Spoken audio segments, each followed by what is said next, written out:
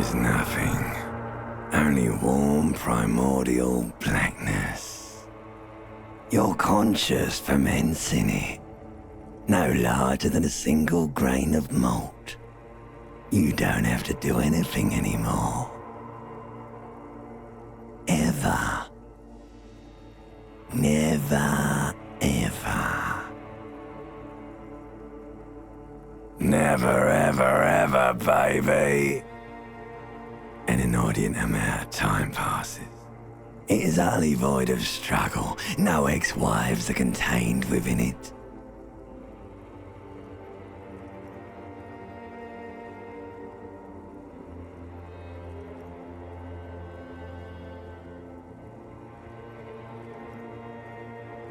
An awareness creeps up on you.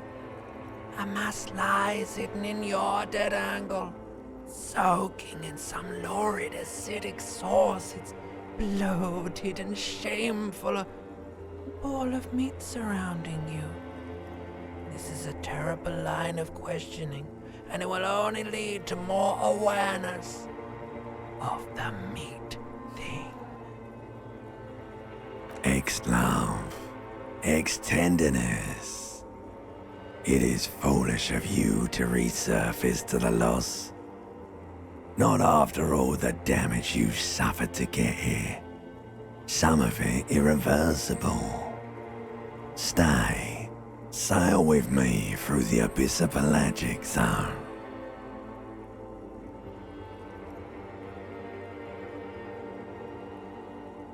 Alright, nothing town to fuck all borough.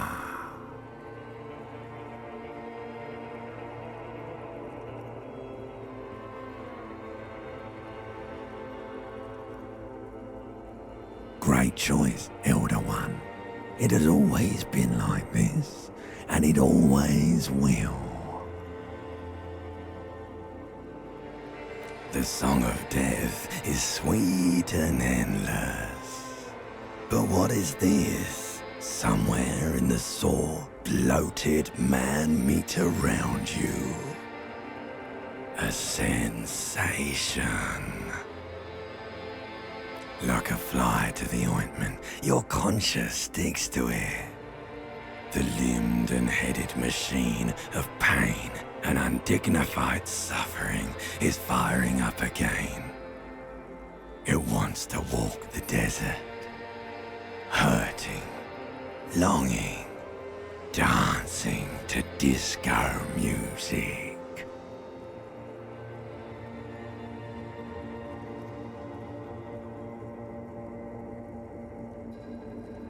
The stench of liquor rises from your mouth, and with it, an ungodly headache. A fiery streak penetrates your skull, trying to force your eyes open. It's a sound, a clarion call from hell. Somehow, you know what it is. A caprice to name a motor carriage.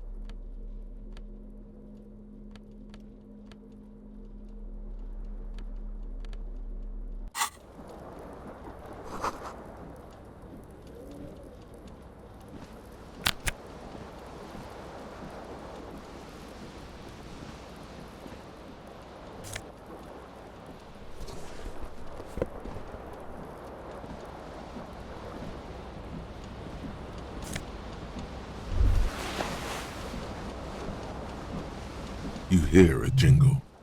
Keys are clinking in the pocket of your flare-cut pants. It says whirling in rags on the aluminium keyring. There is a single key on the ring. The number 1 is etched on it. It should open. The whirling in rags is a hostel cafeteria on the urban coast, frequented by dock workers.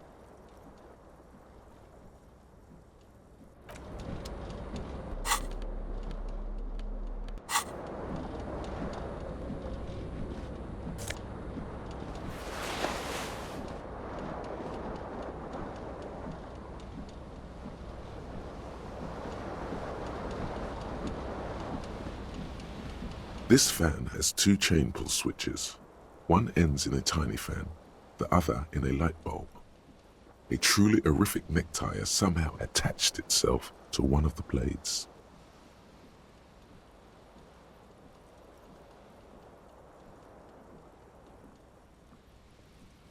The blades come squeaking to a halt. It should be easier to reach the tie now.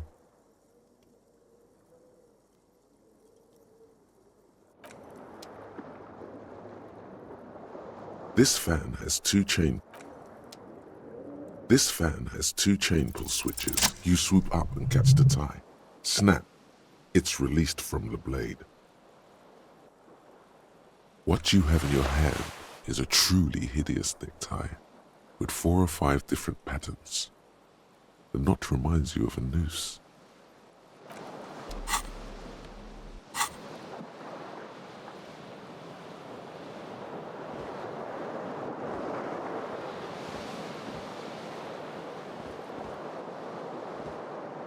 The window stands broken in its frame. Cold wind blows in. The shards face outward. Whatever broke this window came from the inside. A fine web of scarring covers the back of your right hand, but none of it is recent. More likely a projectile than a held object. There are no fragments on the floor from pulling a tool back in after impact. It is too large for a bullet, yet too small for a piece of furniture. You're looking for something heavy and larger than your fist. The single green shoe you found fits the hole almost as well as your foot. It would have also been heavy enough if thrown with force. Congratulations, you smashed the window with your own shoe. Now you only have one. If you're lucky, you could still find the other one on the balcony outside. The door to it should be outside your room.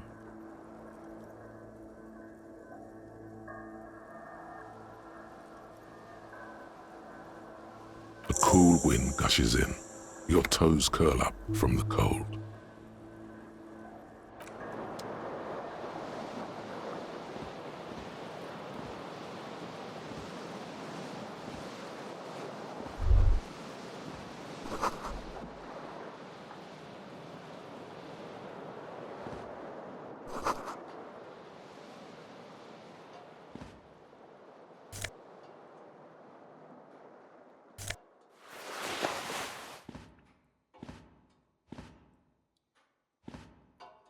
A mirror hangs above a bent and broken sink.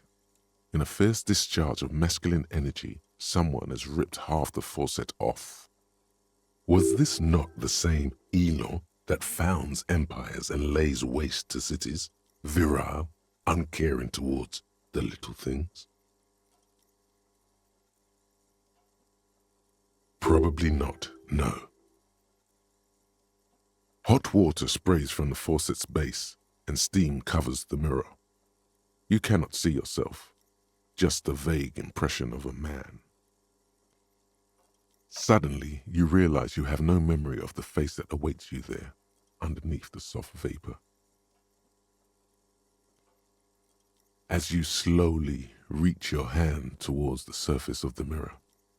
Abort, you clearly have not thought this through. You won't like what you see there, and you will never unbecome it.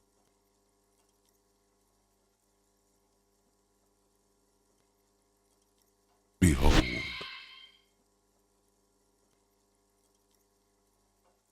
You have no idea who this thing is, do you?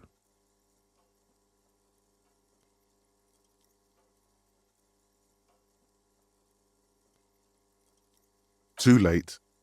You clearly have rigor mortis on your face. Or wait, is that an expression? Are you trying to make an expression with that face? Why? Please stop. It's horrible. You're scaring yourself. Oh my God. You can't stop. It's like it's not even voluntary anymore. You have worn that grin into your face and now it won't come off. What does it even mean? What is the emotion you're trying to convey?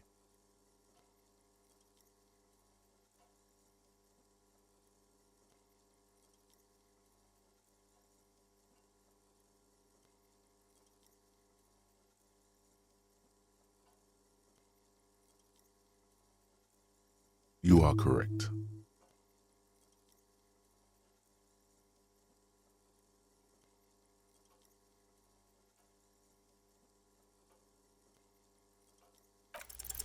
It belongs in the new, the third decade of the current century. Enough time had passed from the failure of the revolution that, for a fleeting moment, free market economy seemed like the ultimate, uncontested way of life for our species. Things were good. It was smooth sailing.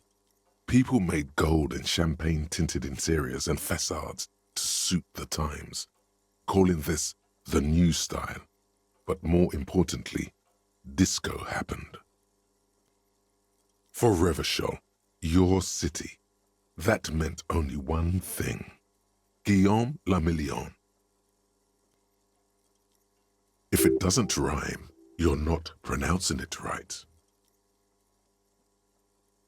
Out of the dazzling swirl of disco music, in an open-air boîte de nuit, somewhere in Revachol West, Guillaume's blonde mane appeared on the screen. He sang some bullshit. Then he made the expression.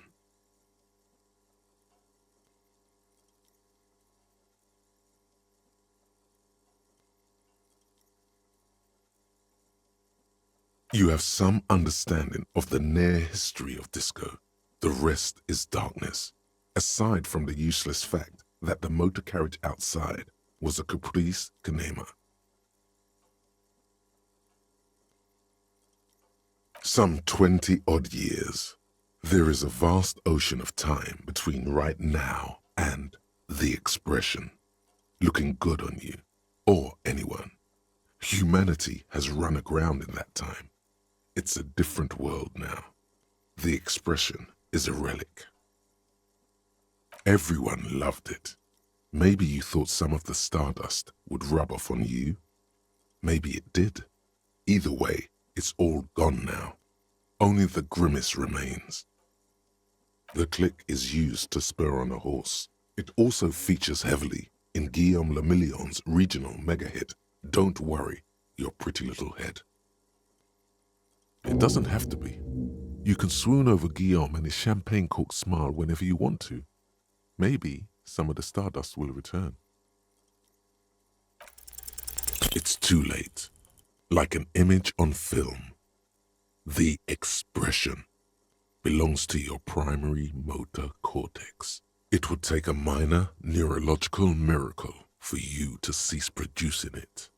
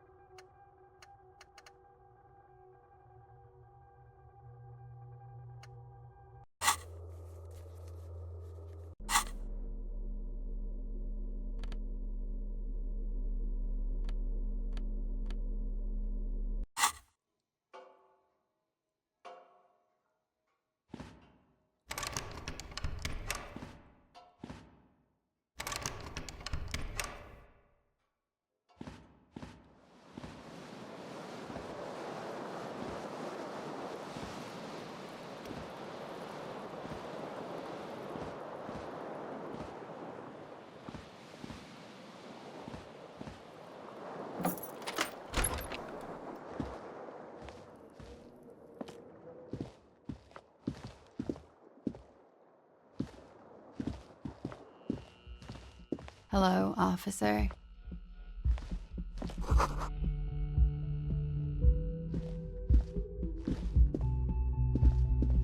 The young woman raises a cigarette to her lips.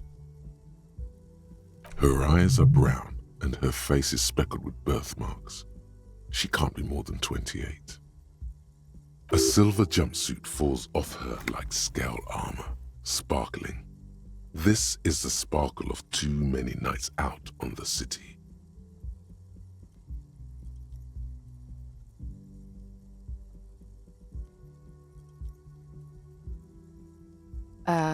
No.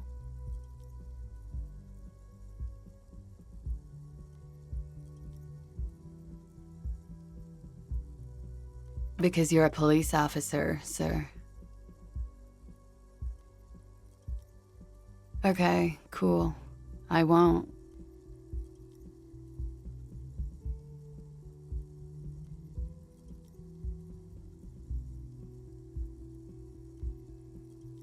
First, I have to ask, are you okay, sir? You look like you're about to throw up. Can I bring you something? She's right. Something wants to come out through your mouth, right in front of her, right here. It makes you put your hand on your stomach and swallow.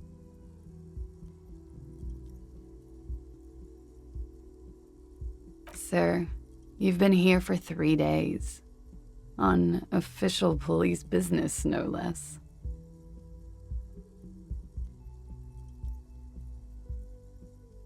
Couldn't say. In truth, so far, mostly. You have no doubt about the drinking. But do you strike yourself as a tight-lipped drunk? She must have heard something.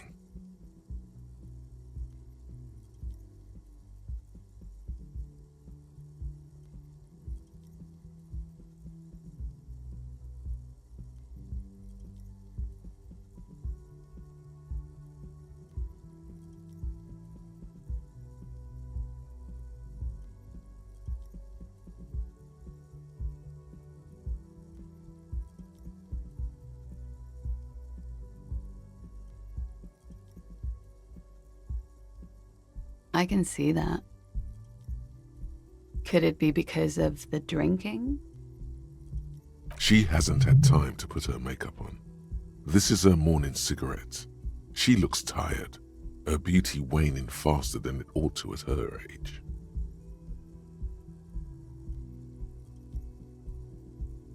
Don't be so harsh on yourself. They let almost anyone be a police officer. She nods. There's a mercenary out back. He's been hanged. The body has been there for a week now. The locals probably got tired of it and called the cops. I didn't mean to overwhelm you with information.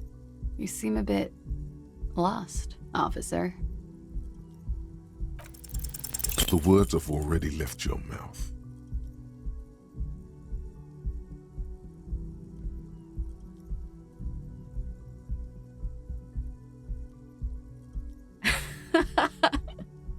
What was that? That's not even how words are used. What did you say? Come on, say it again. No, you see, that's not what you said. You said... Come on, man. Freddy, please. One more time. Goddamn right you did. You crazy asshole, you. What kind of cop are you?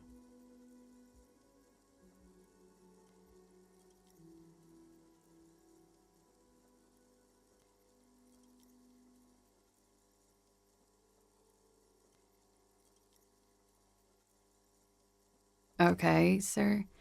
I have to ask, do you really not remember? Just like that? You drank so much you lost your memory?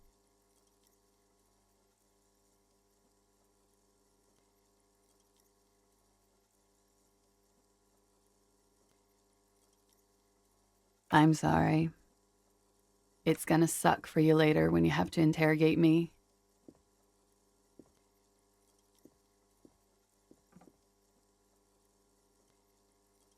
And for the record, no, I didn't do it.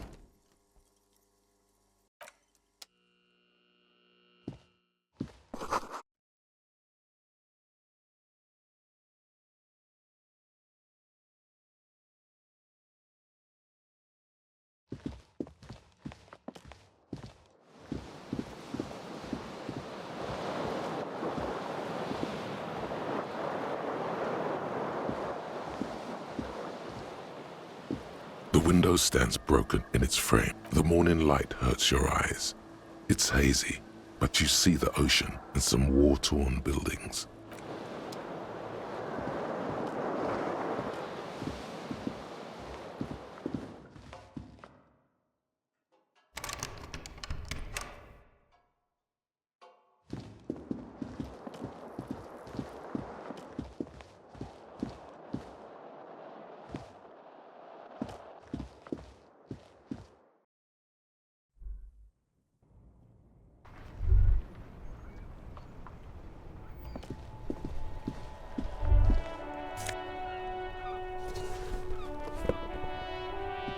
There they both are, two identical shoes, both copiously green and indiscriminately snakeskin, reunited on your feet, like two baby crocodiles.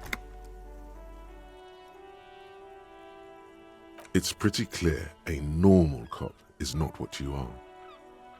Good, they're balanced, comfy. Feels like the only good thing about you right now, truth be.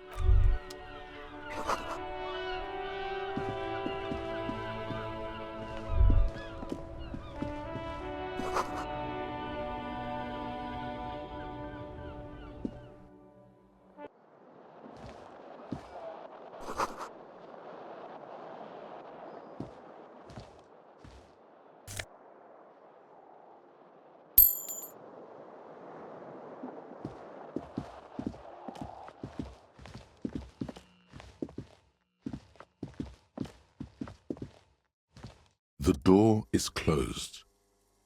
There is no answer. You hear the shower being turned on, somewhere inside. Still no answer. This door can only be opened with a key or from the inside. Still nothing.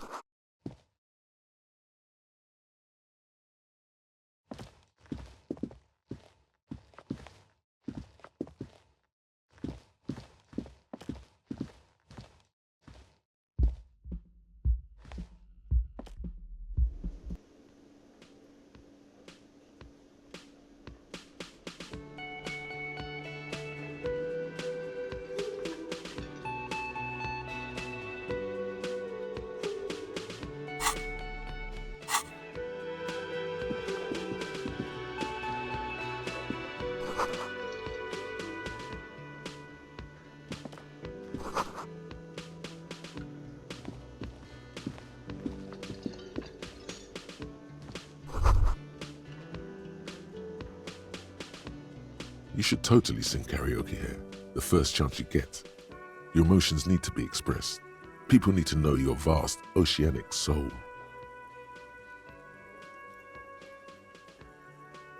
Exactly. It's measured, level-headed, and it needs to be heard through a PA system, by other people.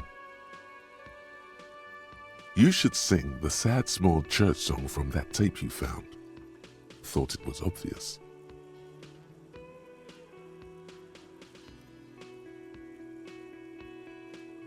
No, don't sing the happy song. It's stupid. Sing the sad song. It's profound. You would need another copy of the tape first, though. The one upstairs is destroyed.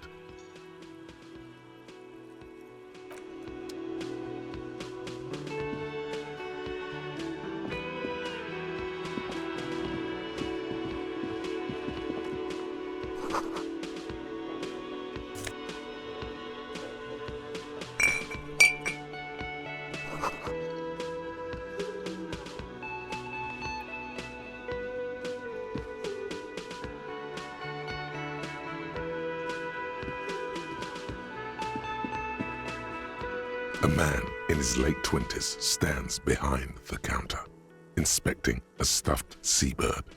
As you approach, he gives you a sideways glance, then looks down again. Everything is cool between you and this guy. He's a big fan. Make some small talk.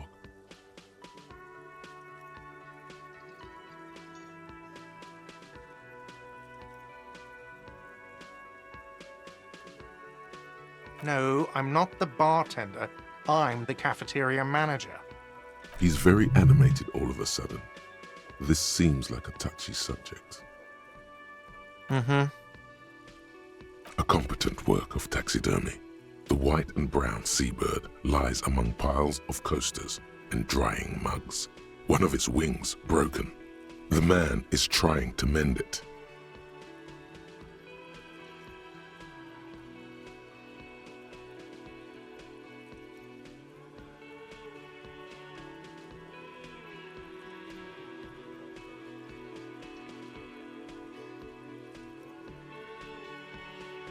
Looks like the bird was ripped off the shield that was used to mount it, most likely on a wall. This is the great skua. The seabird is the symbol for the discovery of the Insulindian Isola, the part of the world you are in right now. The small steel tag says as much. The great skua, Stegoarius skua.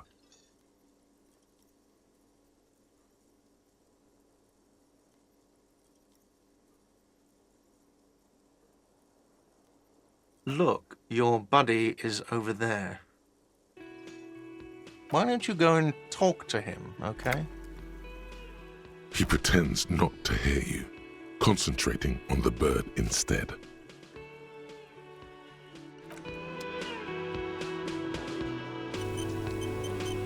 The man plucks at the seabird, frowning. No, I'm not the... He's very animated all of a sudden. This seems like a touchy subject. I have 3 cafeterias to manage. 3. Sylvie tends the bar here, not me. I'm only standing in. She just, you know... His eyes dart from left to right. This man isn't lying, but he is hiding something. So now you're a cop. Oh, forget it. No, I'm not the... He's very animated all of a sudden. This seems like a touch. I have 3 cafeterias. She just, you know... His eyes dart. Mm-hmm. A competent work. Looks like the bird was ripped off. This is the great skua. The small steel tag says as much. The great... Look, your buddy is over there. Why don't you go and talk to him? He pretends not to hear you, concentrating on the bird instead.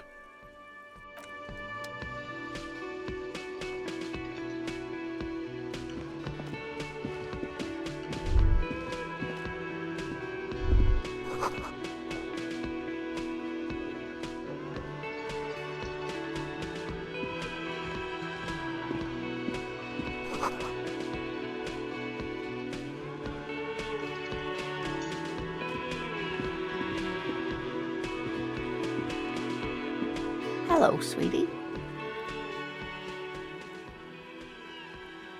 You shouldn't keep your colleague waiting.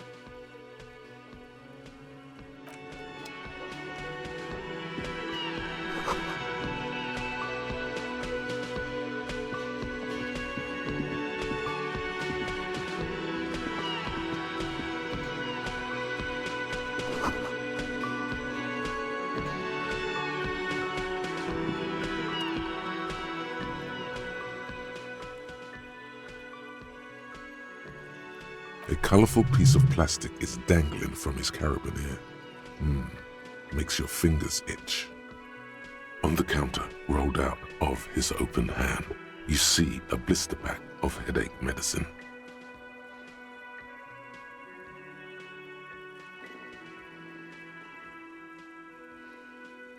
It's a dock worker's ID, doubling as a shift card and a job permit. A young, able-bodied man stares back at you from the photo. Santiago S. John.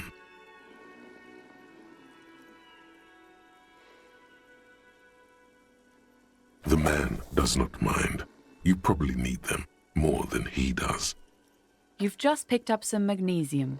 This item is stored in the bottom left corner of the screen above your character portrait. Use magnesium to heal your morale if you have morale damage.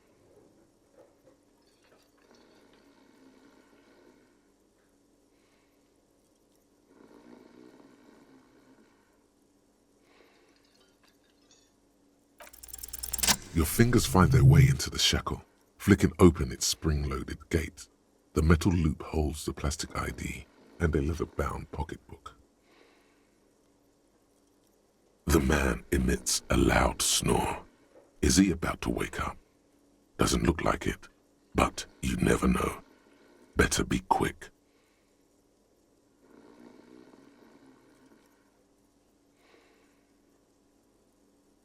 You slip the plastic ID card out of the loop and pocket it, just for the record. You look nothing like the man on the document. You find a black paper note with a woman's profile on it. Seems like this woman lived centuries ago. The note says, 5 real. It feels nice and greasy. The sleeping dock worker has little to say about your actions. He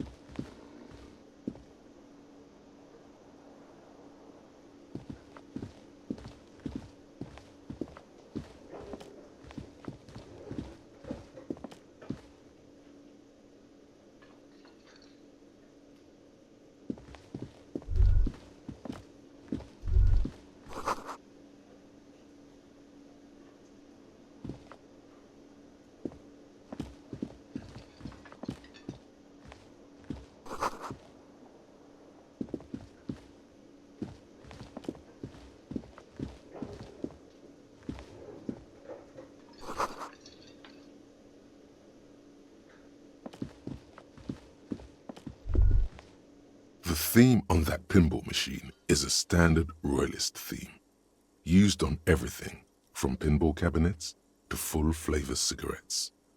Clinging to a picture book version of the past century, waiting for the king to come back and cast out all the profiteers and homosexuals. Basically, imagine a yellow plastic crown with a liquor brand emblazoned on it.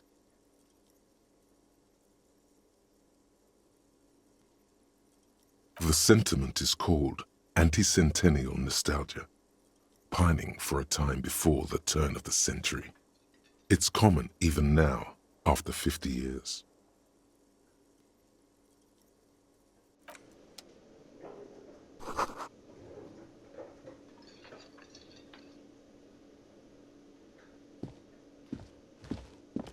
A bespectacled man in an orange bomber jacket is tapping his foot on the floor.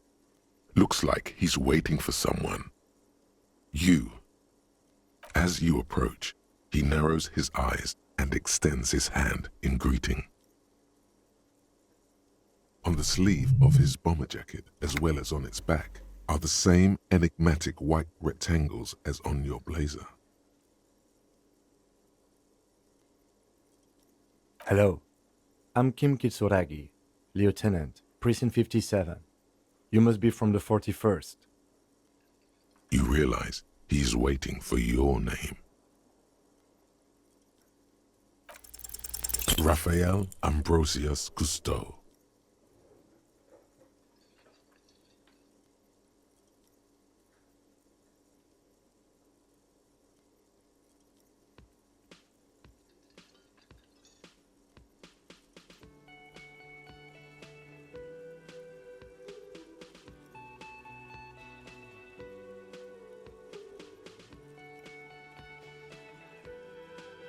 No, it's not. Raphael Ambrosius Cousteau is one classy name for one classy cop. Say it. Yes, well. Not for a moment does he believe that's your real name. He casts it aside as an intra-departmental joke or a peculiarity he doesn't understand. It looks like we had a little scheduling error on Sunday. Saturday too, actually. Have you had time to talk to the manager here? What he means is, He has been trying to meet up with you for 2 days, but you have been otherwise occupied. If you don't mind, we should talk to him again. Ask him for a rundown of the area. Now that I'm here as well. I understand the scene is out back, right? It also wouldn't hurt to assure him the police are finally here. In full force, I mean. Have you mapped out the initial interviews?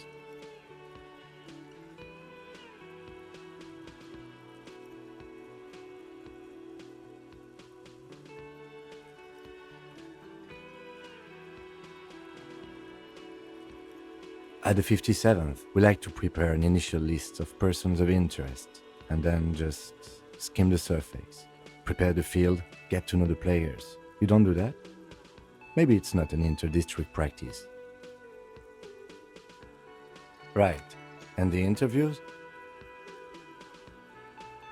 Good. But even if you haven't, we'll have time for that after we take a look at the coroner's case. Have you removed the dead body from the tree?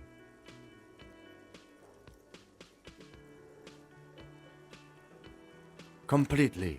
Does that mean you took the body down from the tree?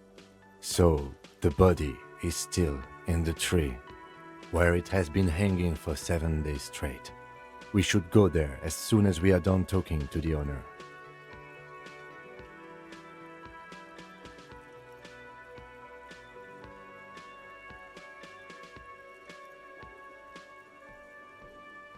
I was sent here to meet a detective from Precinct 41. You have the insignia of the Citizens Militia on your sleeve and on your back. I suppose you could be impersonating him. You could have gotten the insignia from the black market or forged it. But for now, I'm going to set those possibilities aside. I'm not from the Inspectorate General. Inspectorate General means internal affairs. What he's saying is he's not from the rat squad and isn't supposed to suspect such things. Yes, but I'm not them. I'm from criminal investigation.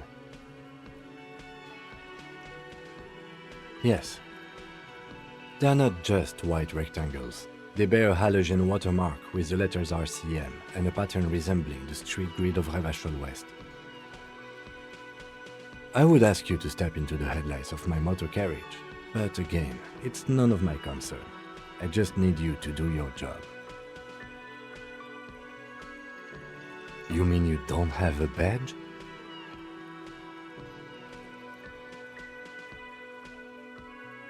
Losing your identification card is a serious matter. My vehicle has a shortwave. You can use it to report your badge missing. I would advise you to locate it as quickly as possible. But getting the body down should still take precedence.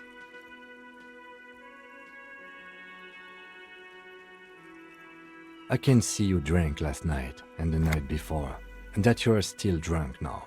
But I have seen officers go through worse. Much worse. If you need something for your headache, there is a general store nearby. But as I said, the dead body should be our #1 concern. Talk to the manager. Then we go out back and take the body after you, officer.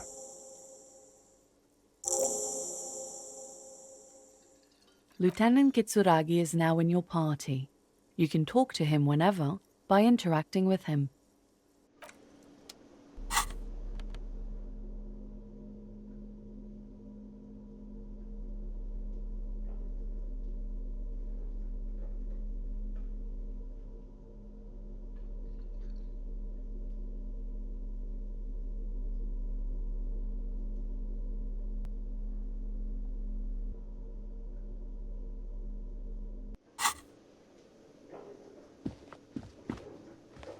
Hello, sweetie. Wait, who's Sweetie? Why, you are, officer. And have you found anyone to be sweet to?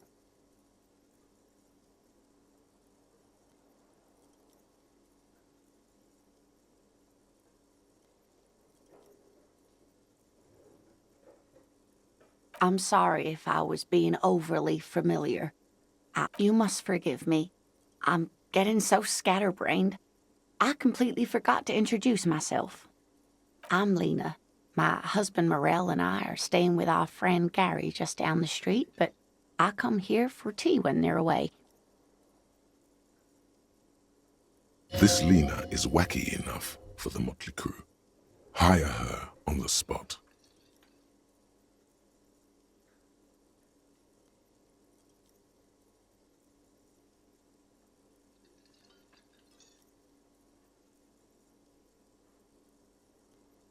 Yes, dear.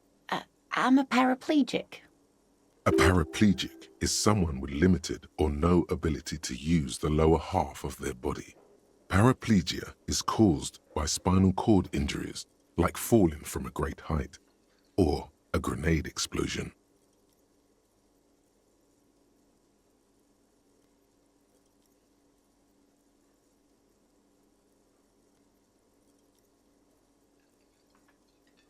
That's quite all right. I'm used to people asking questions. I know they're thinking about it anyway. Whatever do you mean?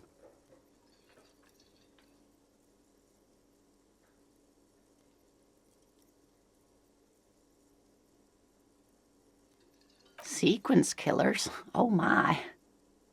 But I think you all... A partner who needs you to help him get a corpse down from a tree.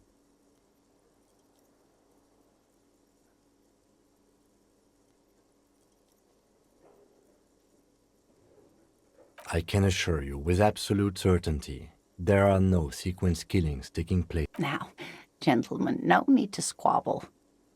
I wouldn't be of much use to you anyway, sweetie. I really would like to help out, but I don't want to slow you down. If it weren't for all the stairs and potholes in Martinez, I'd join you for sure. Of course, dear. Good luck with your case.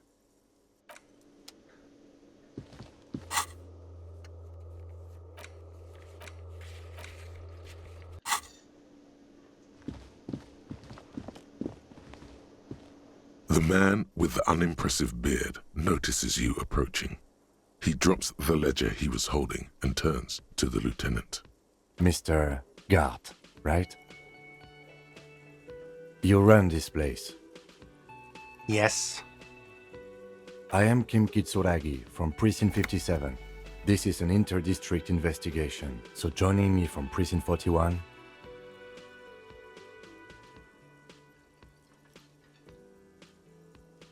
Right. Now, I know it took us a while to arrive at the scene. It also took you a while to call us and report the dead body. It was you who placed the call, yes? No, I only just got here. It was probably Sylvie who called you. She usually works the bar here. I'm only temporarily taking over her duties. Do you have her number?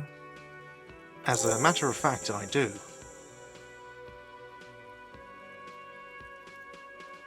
This sounds like something you can use to call this Sylvie later. You said you just got here. From where? Are you a local? What, of Martinez? No, I live in Jamrock. I only sometimes come here to keep an eye on the place. This is just one of the many cafeterias I manage. But you still know your way around, yes? In case we need directions. Yes, I know where some things are, but as I said, I don't live here. I just used to work here. And I'm not going to start working here again, if that's what you think. I didn't imply that. Detective. He probably means this is where you step in and ask your questions. His face expresses profound doubt in your having this. Ask him about the body's location before asking if he killed him. People give up information in the more innocuous questions, which you can later use in the more sinister ones, not vice versa. Behind this building, there's a courtyard. They hoisted him up on a tree there. That's easy. See that door there? First you exit through that. Then, to your right, you should see a big hole in the fence. A really big one. You can get to the courtyard through there. No need for the keys. The hole is big enough for the Franco-Nigerian cavalry to fit through. This man means the heavy cavalry of the innocents Franco-Negro, sweeping over the plains and nations of the enemies of mankind. 5th century style, unified currency and the concept of cool came. Haven't you asked me that already? What is it with you and this woman? She has nothing to do with this. Okay, you got me.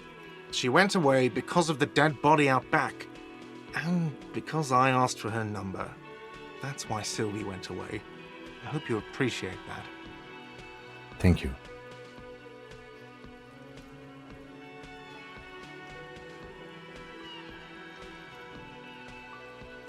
I asked an employee out. She didn't want to come, but felt obliged to. It was a bad idea. Now, what is so goddamn fascinating about that for you? It's got nothing to do with the lynching.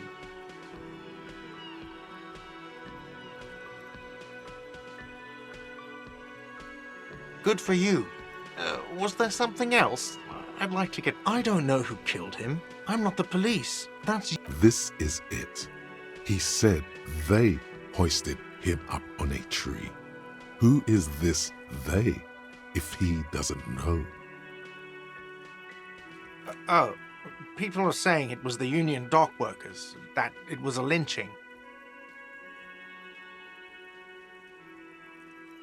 The locals, the customers, the people who eat here, a lot of dock workers eat here. Sylvie told me everyone knows the dock workers did it. Did the deboarders themselves tell her this, or is it a rumor? I don't really know. You'll have to ask her. I would suppose it's because they have nothing better to do. You mean the strike? Yes, the strike. The man they hanged was a security guard for the harbour company, I hear. A mercenary. The unionistas probably thought they'd send a message.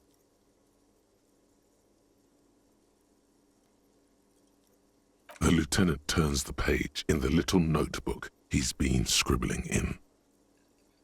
Let's go. Not so fast. You owe me 130 real.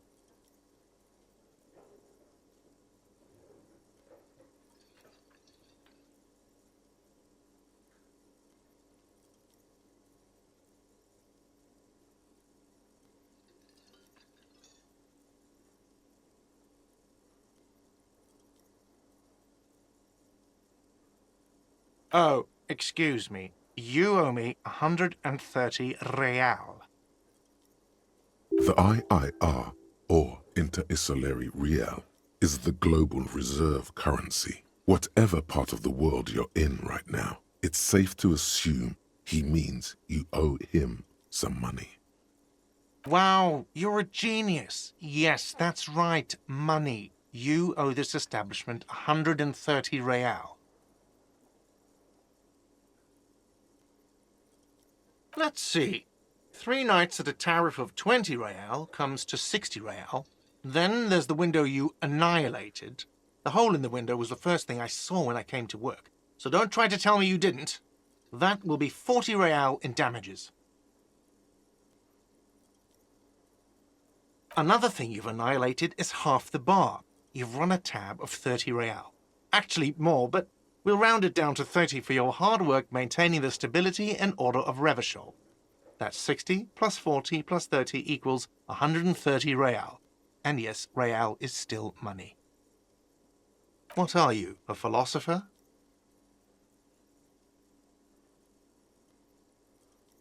Money is what grown-up people use to pay for things. Things like this hostel room or 8 bottles of potent blend and 9 packs of Royal Extra.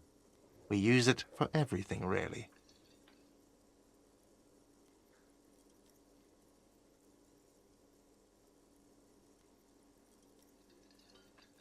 Are you serious?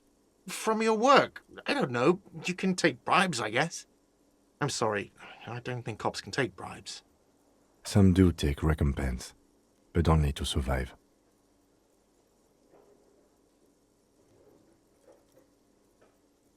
There's a shuffle of nylon as Lieutenant Kitsuragi looks for something in the pockets of his orange bomber.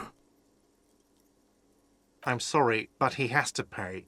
I can't let him stay here any longer if he doesn't. If he doesn't have the money by tonight, then... Officer, maybe you're better off working this from home for now. You live in Jamrock, right? It's not that far away.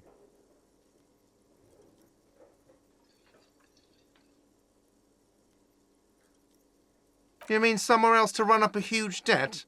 I don't think so. The Union's squeezing most places out of business to fund the strike. You're better off home. Officer, you really need to take this up with your station. I have a shortwave radio in my car. Call them, ask for assistance. We have to get this investigation. Good luck.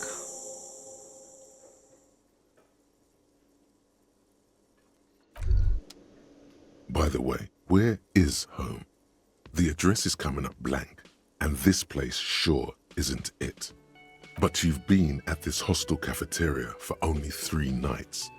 Where were you before? You had to be somewhere. You don't really know, do you? South, maybe. Doesn't sound like somewhere you can stay if you run out of money. You can try. Run some addresses in your head when you get the time. Maybe a street or an apartment will appear.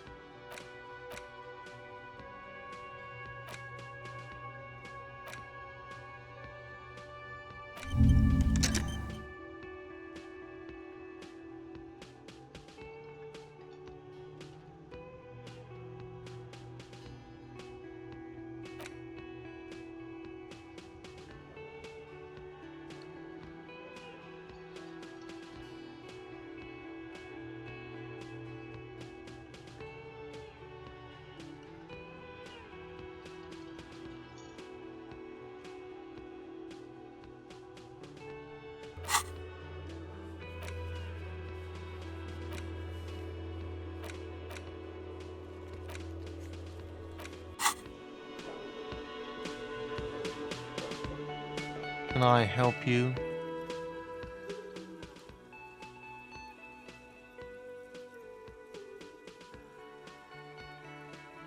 Absolutely. Absolutely in the question. First we find a sad banger. Then we sing this place to shit. Your body is ready, sire. What thing?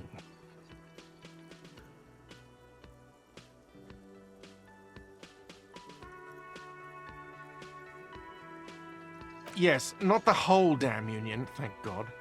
Just the nastiest and loudest faction. They come here in the evenings. Dumb, unruly types. Think they're big shit. But they're good customers. They place big orders and always pay on time. We should find out who this Lord faction is, occupying the booth. Loudness means talkative, and we need info. We don't. We have to wait. They'll show up sooner or later. Men get hungry, even striking men. If not today, then they'll be here tomorrow. There are these things called days. You sleep between them. He's saying they'll come after you've slept. Just making clear you got that.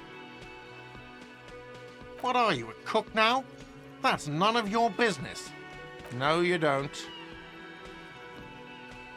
Fucker. Lay off the swear words. They don't make you cool. Besides, the RCM doesn't do search warrants. I know the law. You'll just have to wait for the kitchen to open. If you have to get in there, which you don't. You do realize you can just go into the kitchen at 1300 hours. No need for superstar charm or Sambo-style antics here. Sambo is an acronym for Samaran boxing. Graceful martial arts stuff. Sambo style implies stealth. What? By the way, You should come back to this thing-based questionnaire if you see anything interesting in the whirling later.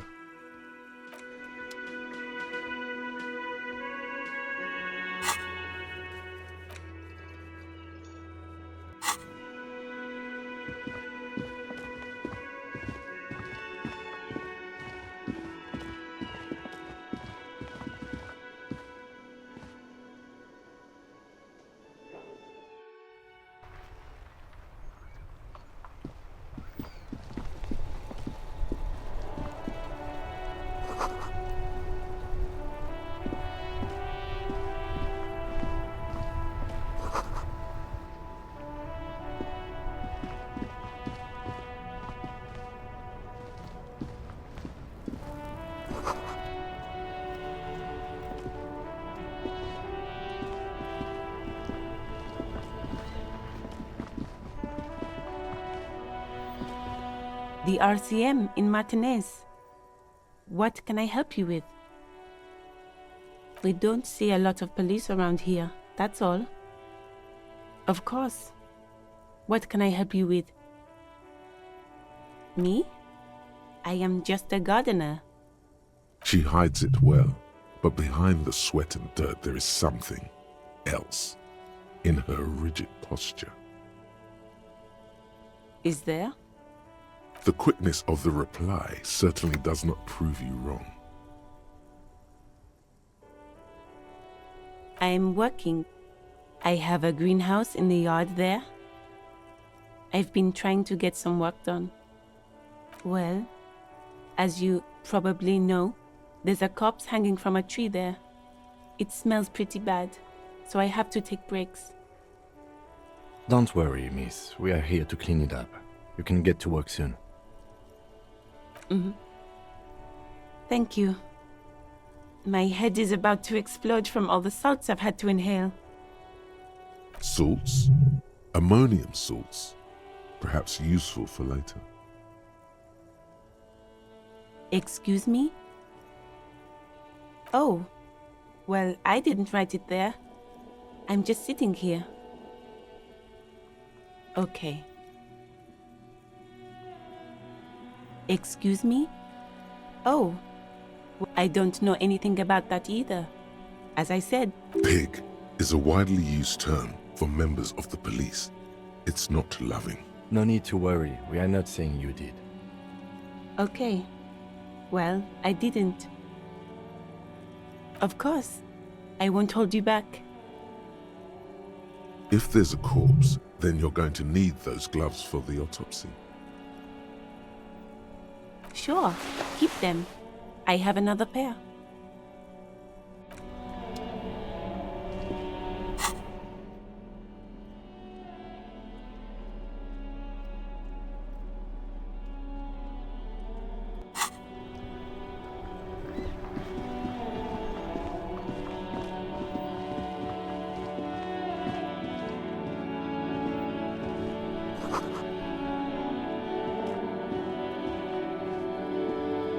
Old call box with a matrix of push buttons lists all the companies in the East Delta Commerce Center.